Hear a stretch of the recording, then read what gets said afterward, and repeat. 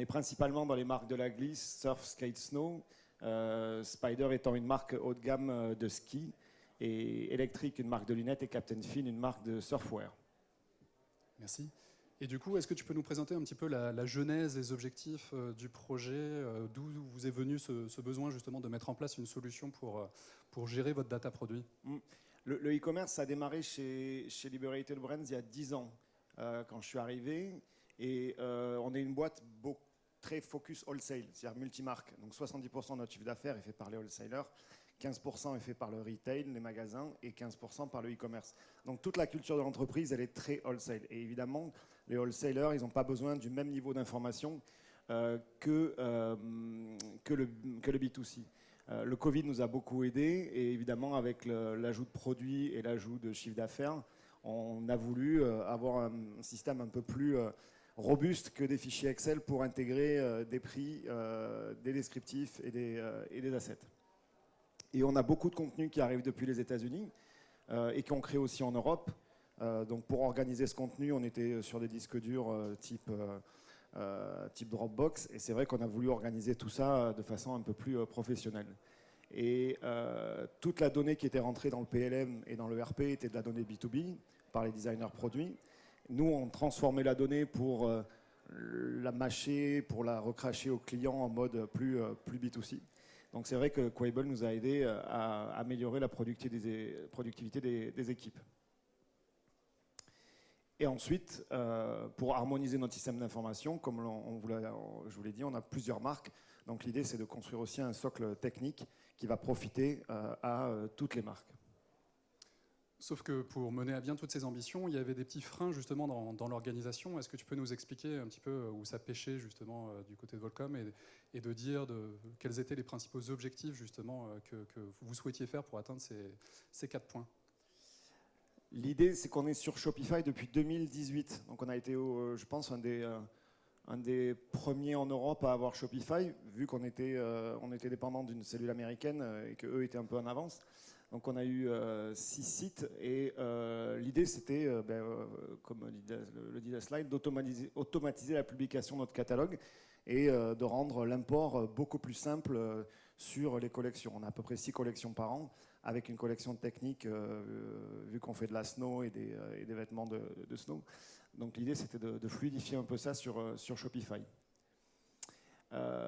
Les assets exactement de la même façon, c'est adapter les bons formats pour chaque canal, puisqu'on a aussi plusieurs canaux, non seulement les marketplaces et les sites en propre. J'en parlais, pour ceux qui lancent des marketplaces, c'est un vrai sac de nœuds. Chaque template est différent, chaque marketplace a son petit format. Donc l'idée, c'était aussi d'harmoniser dès le PIM la structure de catalogue et la structure de données.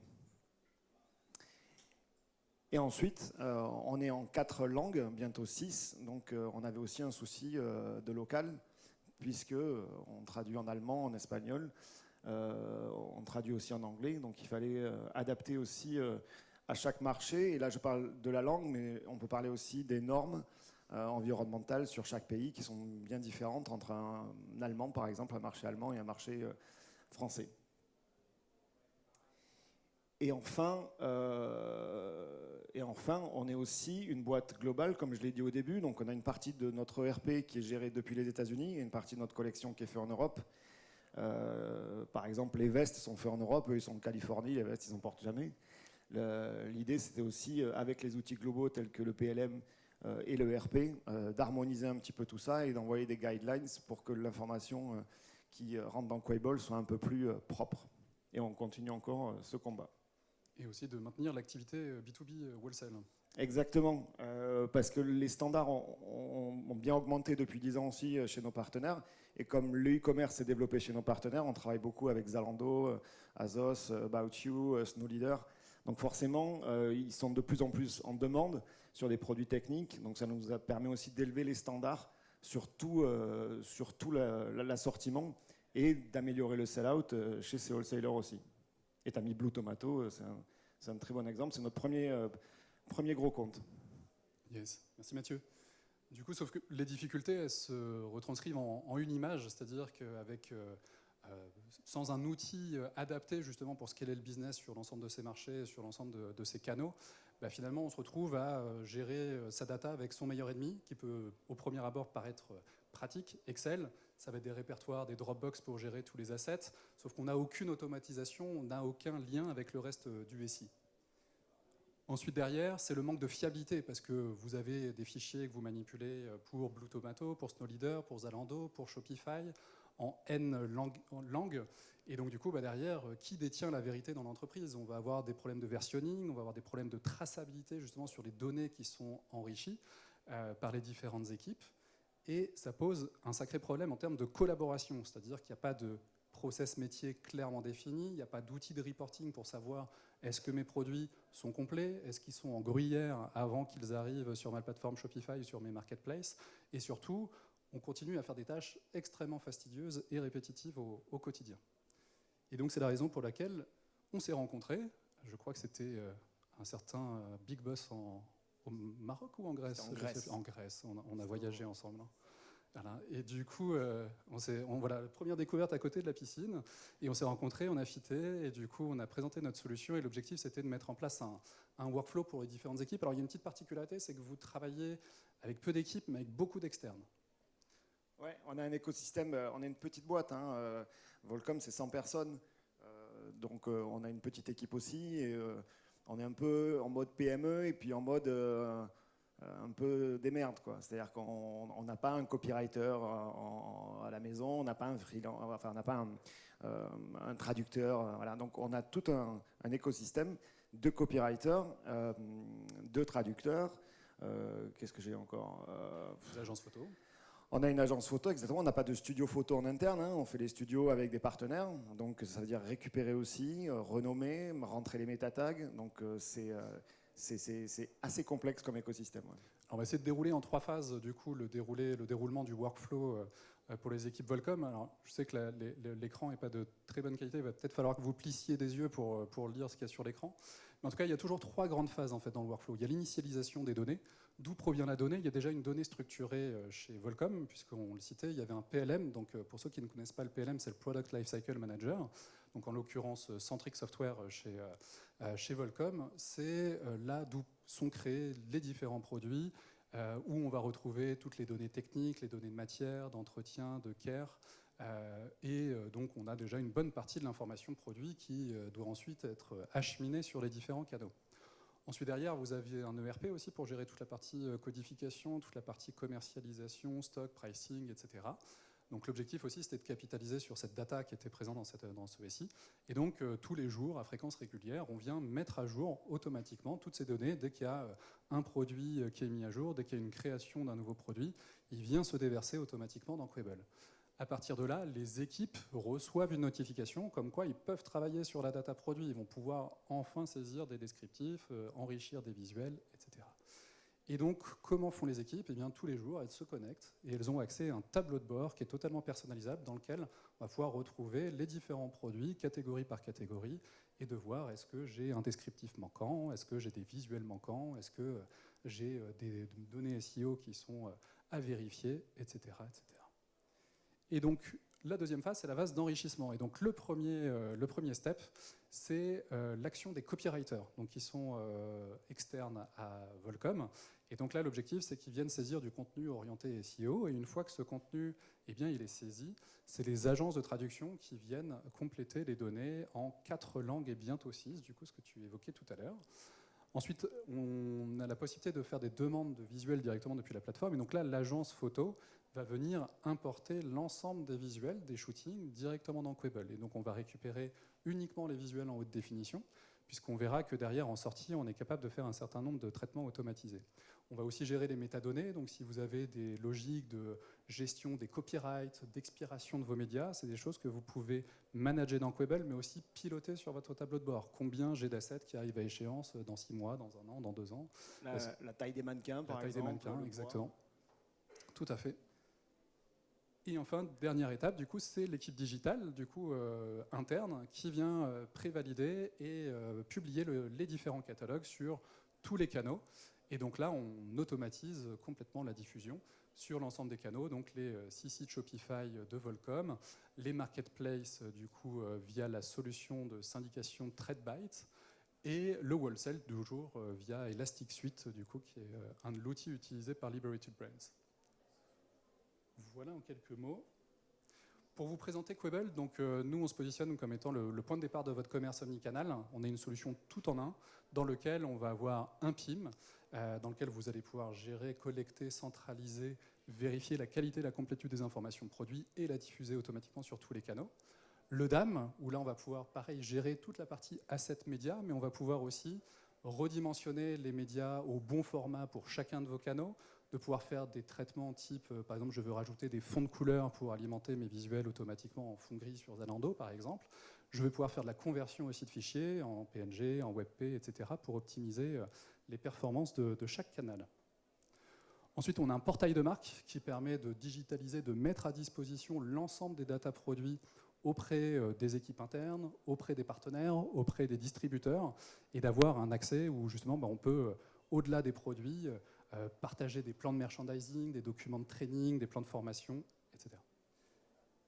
Et ensuite, on va avoir Quable Apps. Quable Apps, c'est notre écosystème qui va être autour de Quable, c'est-à-dire qu'on a une marketplace dans laquelle se trouve un certain nombre d'applications, notamment l'application Shopify sur laquelle je reviendrai tout à l'heure. Et donc l'objectif, c'est que vous avez un hub pour gérer l'ensemble de vos produits et travailler collaborativement et très facilement pouvoir le connecter à différents outils, que ce soit des outils de CMS, que ce soit des ETL comme MEC par exemple, qui est une solution utilisée par le groupe Volcom. Alors, je vous ai mis quelques slides avec des captures d'écran pour que vous puissiez voir le côté ergonomie de la plateforme. Alors, c'est vrai qu'avec l'écran, ça ne rend pas forcément aussi fidèle les couleurs de notre plateforme, mais voilà, l'objectif, c'est que vous puissiez gérer les produits en toute simplicité, de pouvoir manager vos différents catalogues, vérifier la qualité et la complétude des infos, gérer les différents visuels, comme je disais tout à l'heure. Voilà, c'était vraiment pour vous présenter les tableaux de bord qui permettent de piloter l'activité des équipes, de piloter la qualité des données. Et le portail de marque, justement, qui est totalement personnalisable aux couleurs de chaque marque. L'App Store, dans lequel on va retrouver les différentes solutions. Et justement, je voulais faire un petit focus sur l'app Shopify Plus. N'hésitez pas à venir, notre stand est au bout de la salle, pour vous présenter effectivement comment vous pouvez créer des expériences multimarchés. Il y a la logique du multistore, justement, qui est complexe avec Shopify. Et bien avec Quable, vous pouvez brancher toutes vos boutiques en quelques minutes et de pouvoir mapper facilement l'ensemble des attributs, des tags Shopify depuis Quable vers Shopify et de synchroniser tous vos produits en temps réel. On peut faire une initialisation en quelques minutes de vos données sur l'ensemble de vos plateformes Shopify. Et enfin, vous pouvez piloter, bien évidemment, les flux. Voilà pour la présentation de Quable. Alors, Mathieu, comment s'est passé le projet ? C'est quoi les grands défis que tu as dû relever ? Ouais, le projet, on a signé en 2021, milieu d'année. Forcément, quand on implémente un projet PIM, ce que je dis tout à l'heure, c'est que c'est à la fois un outil qu'on va essayer de faire adopter, et ça passe par un lobbying interne et un changement des process. Et alors, lobbying interne, ça veut dire aller solliciter les équipes du design, de la prod, pour qu'elles aussi changent leur process. Et ça veut dire aussi sensibiliser nos amis californiens. Ça, c'est encore plus dur. Je parlais avec mes collègues, mes amis de DIM, là-bas, et qui ont à peu près les mêmes défis. Donc, c'est vrai que ça a été un onboarding à la fois hyper intense, parce qu'il a fallu faire adopter l'outil, puis en plus en pré-vente, moi j'ai galéré un petit peu et on y est arrivé, et c'est vrai que c'était pas évident. C'est la décision qui était la plus longue finalement. C'était la décision qui était la plus longue, parce que c'est un groupe, encore une fois, B2B, et il a fallu convaincre tout un codir qui était très orienté B2B. Et après, on a une équipe onboarding chez Quable qui a été super dans l'accompagnement, et on a eu un outil de gestion de projet. Je ne sais pas si tu en parles après. Ouais, j'en parle après. Ouais, voilà, donc c'est vrai que on avait deux, après je peux le citer, on avait deux PIM dans la balance. On avait Akeneo et Quable. Et c'est vrai qu'au niveau UX et au niveau SaaS, on a vraiment été séduit par Quable. Merci beaucoup, Mathieu. Et effectivement, pour présenter la méthode dont tu parlais, en fait, nous, on a développer une méthodologie qui permet de sécuriser tous les déploiements sur Quable, qui s'appelle Quable Air. Et donc l'objectif, c'est d'avoir une série d'ateliers et des outils justement pour piloter le déploiement du projet. Et donc le projet se déroule en plusieurs étapes. Donc la première partie, c'est de regarder le modèle de données. Quelles sont les données dont vous disposez déjà en interne sur vos différents SI, sur vos différents fichiers, et quelles sont les données que vous souhaitez propulser sur vos différents canaux et sur vos différents marchés. À partir de là, on va définir une cartographie des données, définir qu'est-ce qui vient dans Quable et qu'est-ce qui sort de Quable vers quel type de canaux, et quelle est la gouvernance de chaque système sur ces données. Une fois qu'on a réalisé ces ateliers, on va pouvoir importer la modélisation dans Quable et plutôt s'attarder sur qui fait quoi dans l'entreprise. Comment finalement on va mettre en place cette petite musique entre les différentes équipes.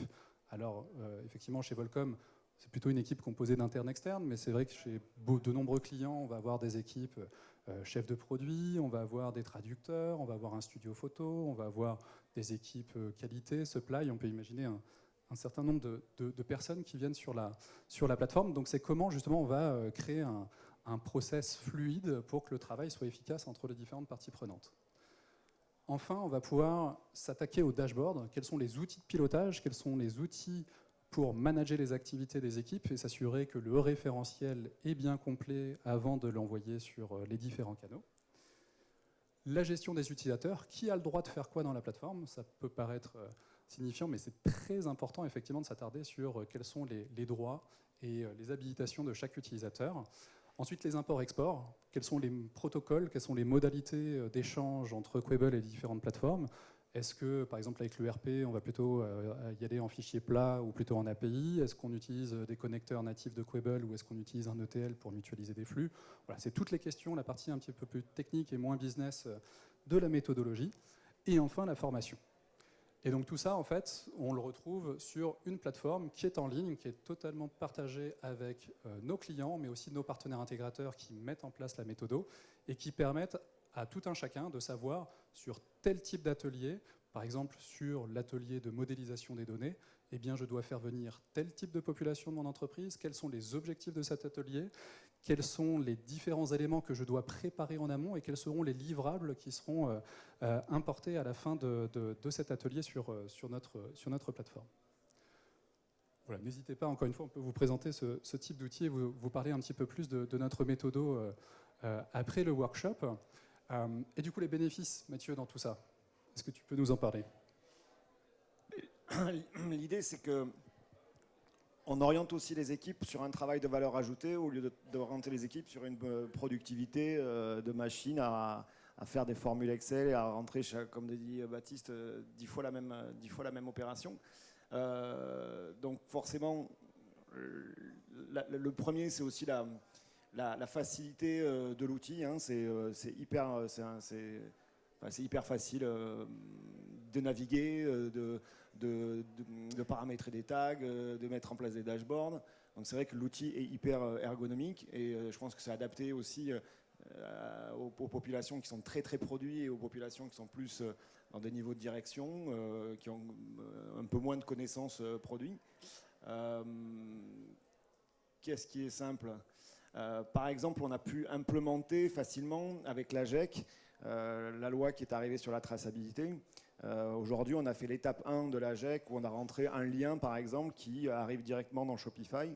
Et aujourd'hui, on peut importer toute la traçabilité de chacun de nos vêtements directement dans la PDP, dans la fiche article, pardon. Donc ça, c'est vrai que c'est assez agile. Et de la même façon qu'on a plein d'écosystèmes différents, c'est vrai que c'est assez simple d'implémenter des nouvelles choses. Et surtout sur la sustainability, il y a davantage de contraintes aussi qui vont arriver dans les mois, les années à venir, et donc c'est de pouvoir adapter le modèle de données, de pouvoir, dès qu'il y a des nouvelles normes, des nouvelles lois qui arrivent, de pouvoir les adapter et tout de suite les avoir embarquées dans votre référentiel produit. Exactement, parce qu'il ne faut pas se leurrer, tout ne va pas passer par le PLM, et il y a des choses qui vont arriver en parallèle, parce qu'encore une fois, les régions et les géographies font qu'on n'a pas les mêmes normes aux États-Unis qu'en Europe. Donc forcément, sur la sustainability, on va devoir importer des données beaucoup plus exigeantes pour certains pays ou certains marchands.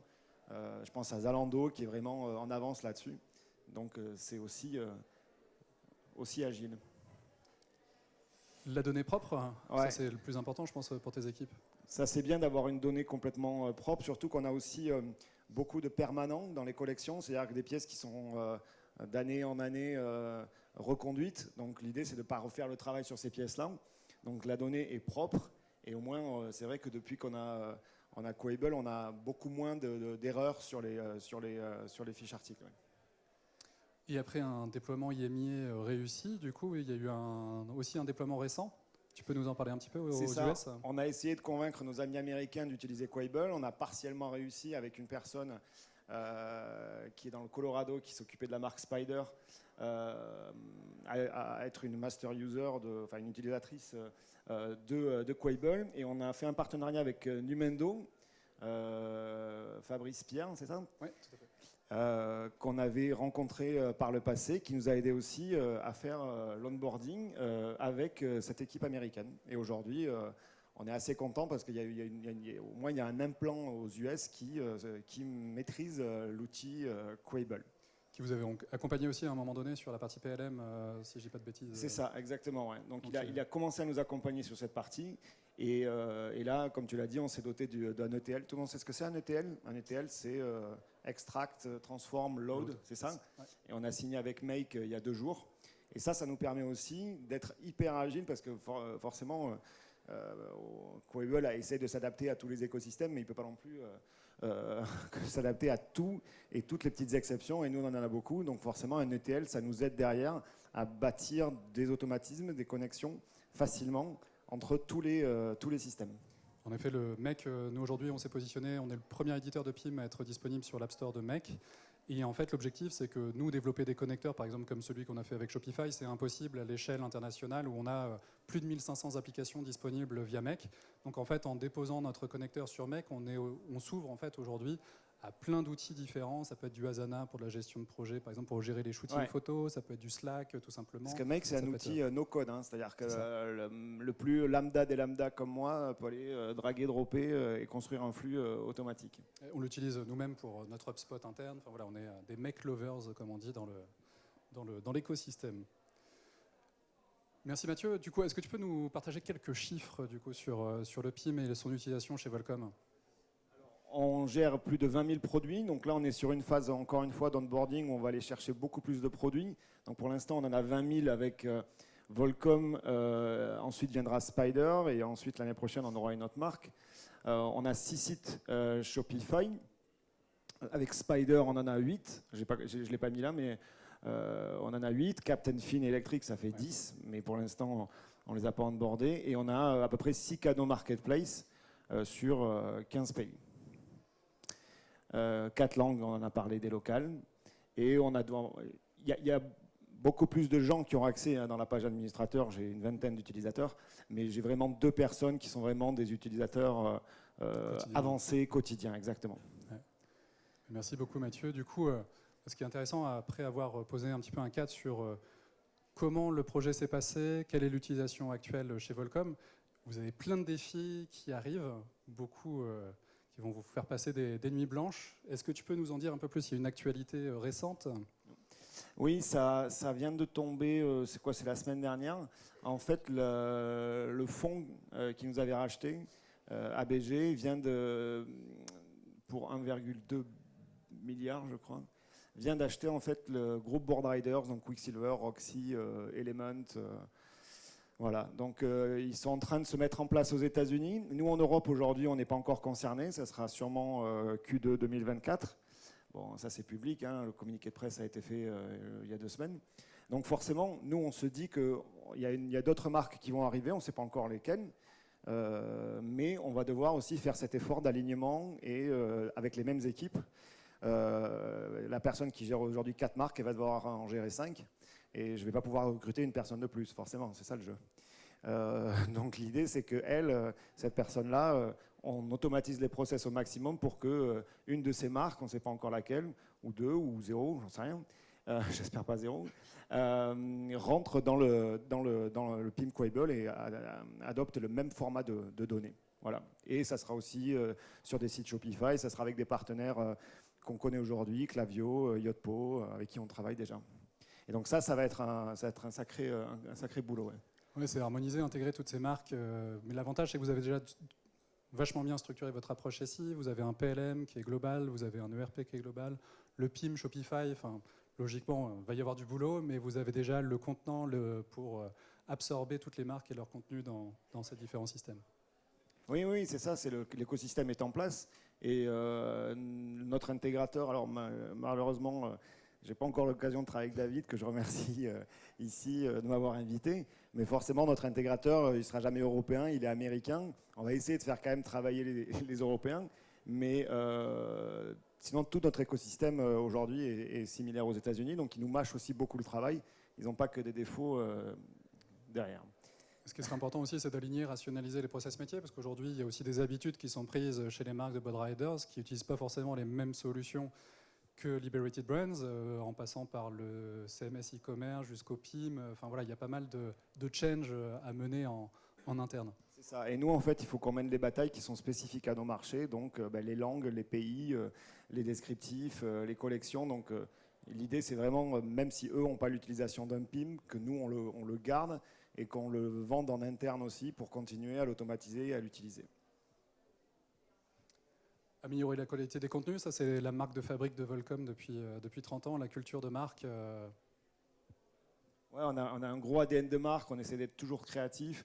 On a des gros manquements sur des piliers des fois du branding, mais c'est vrai qu'en termes de contenu, on est toujours un peu différent, on essaie de faire les trucs un peu différents, un peu crades, un peu bancal, voilà, que ça soit un peu authentique. Et c'est vrai qu'on a énormément de contenu aujourd'hui et ça va nous aider à communiquer ce contenu à tous nos canaux.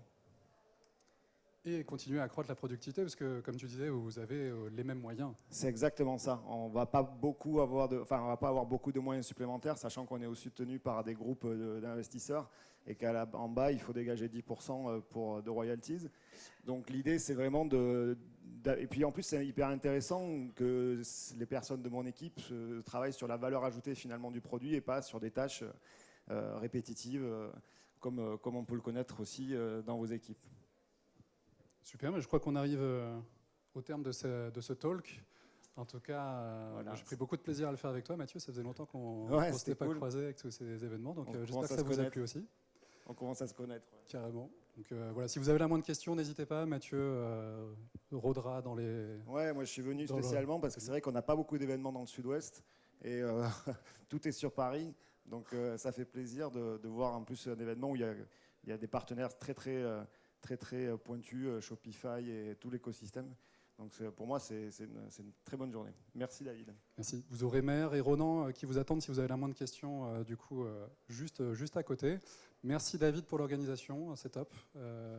Il y a aussi des questions-réponses. Oh, pardon, je ne savais pas qu'il y avait... J'ai pas lu le programme. Est-ce qu'il y a des questions-réponses? Enfin, surtout des questions. Ouais. Est-ce que tu passes un micro?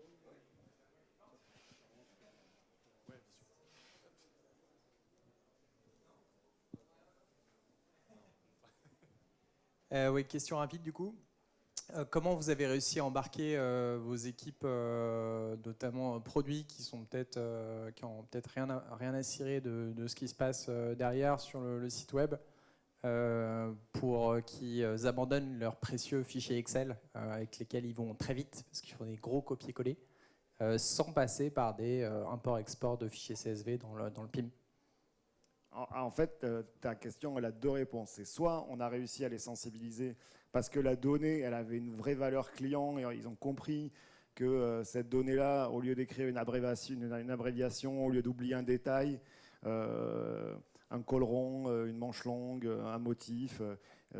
Donc ça, et puis c'est des amoureux du produit. Donc si tu les prends bien en disant que ça met le produit en valeur, ça magnifie le produit, voilà, ils sont contents. Et la deuxième, c'est que les résistances qu'on n'a pas réussi à faire céder, parce qu'il y a pas mal de choses aussi qu'on adapte. Je pense au code, par exemple, à des attributs qui sont codifiés avec des tables de correspondance. Cela, on va passer par de l'automatisation avec des mappings. Et cela, la bataille, elle est pas perdue, mais on l'a contournée en fait. Et c'est pour ça aussi qu'on va utiliser des ETL pour essayer de contourner les difficultés. Parce que autant nos équipes de design et produits sont réceptives parce qu'elles sont en Europe, mais autant les États-Unis, tu les oublies, quoi. Voilà, donc c'est un peu à deux solutions. Voilà. Mais c'est un éternel... c'est une éternelle discussion et c'est ça qui est en même temps passionnant avec le PIM et des fois un peu lourd, c'est qu'il faut tout le temps, c'est du rabâchage. Surtout sur une boîte qui est à culture wholesale. Si tu as une boîte, je sais pas moi, comme Lacoste, comme des boîtes qui sont très très D2C, forcément c'est beaucoup plus facile ou avec de la culture très client final d'aller amener ces changements. Nous, la culture client final, on a commencé à l'avoir il y a 5-6 ans et c'est encore en bon chantier, quoi. Ok, merci. Est-ce qu'il y a d'autres questions?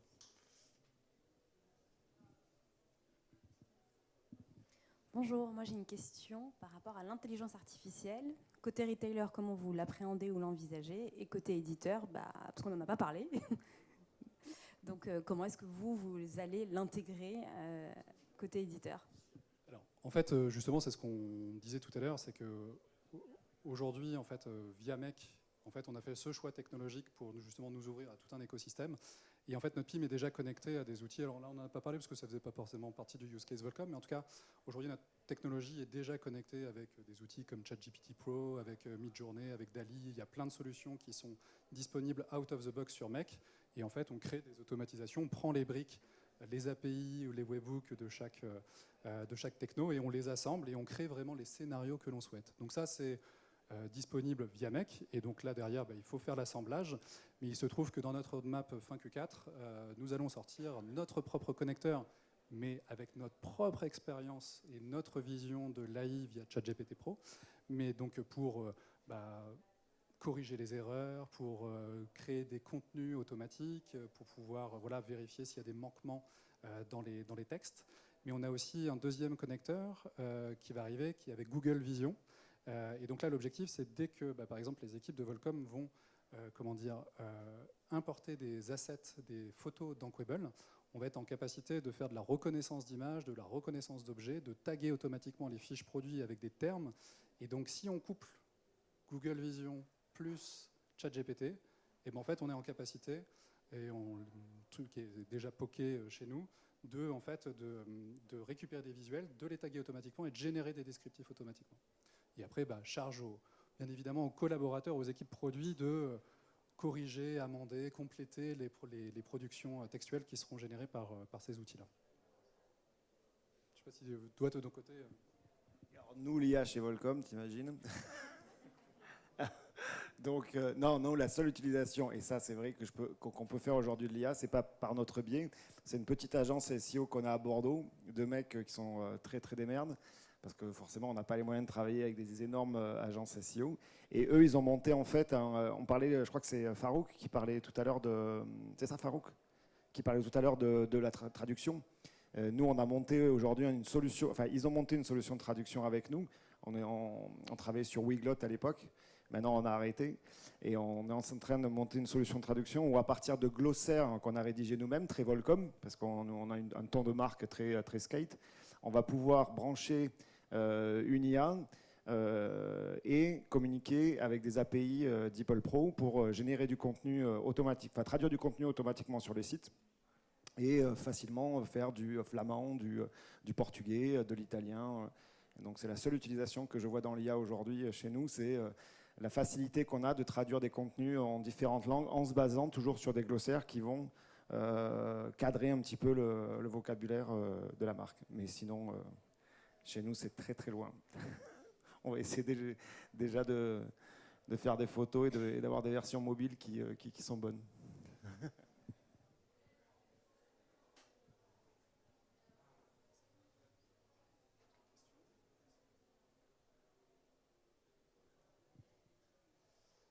Eh bien, nous allons conclure. Merci, merci Mathieu, en tout cas. Merci beaucoup. Et merci à vous Merci, pour David. votre temps, votre écoute attentive. Merci beaucoup. Bonne journée à tous.